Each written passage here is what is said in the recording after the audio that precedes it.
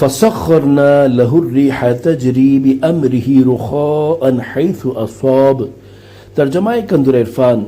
تو ہم نے ہوا سلیمان کے قابو میں کر دی کہ اس کے حکم سے نرم نرم چلتی جہاں وہ پہنچنا چاہتے۔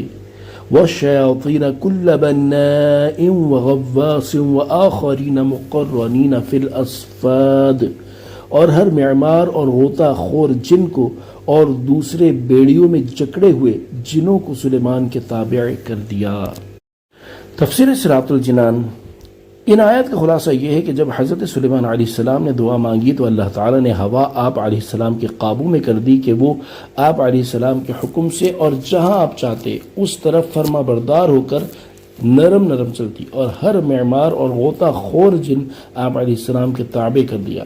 معمار آپ علیہ السلام کے حکم سے آپ علیہ السلام کی مرضی کے مطابق عجیب و غریب عمارتیں تعمیر کرتا، اور غوطہ خور آپ علیہ السلام کے لیے سمندر سے موتی نکالتا۔ دنیا میں سب سے پہلے سمندر سے موتی نکلوانے والے آپ علیہ السلام ہی ہیں، اور سرکش شیاطین بھی آپ علیہ السلام کے لیے مسخر کر دیے گئے، جنہیں آپ علیہ السلام ادب سکھانے اور فساد سے روکنے کے لیے بیڑیوں اور زنجیروں میں جکڑوا کر قید کر دیتے تھے۔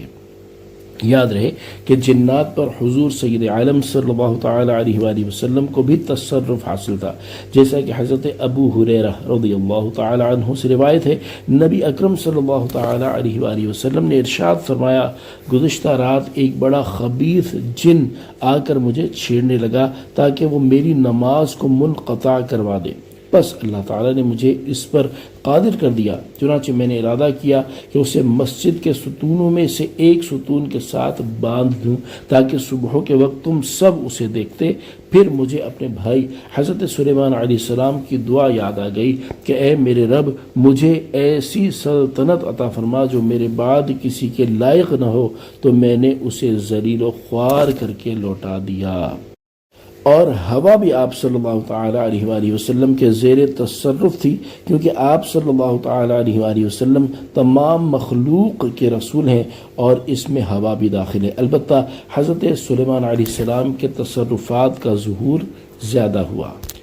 صلو علی الحبیب صلی اللہ تعالی علی محمد صلی اللہ تعالی علیہ وآلہ وسلم۔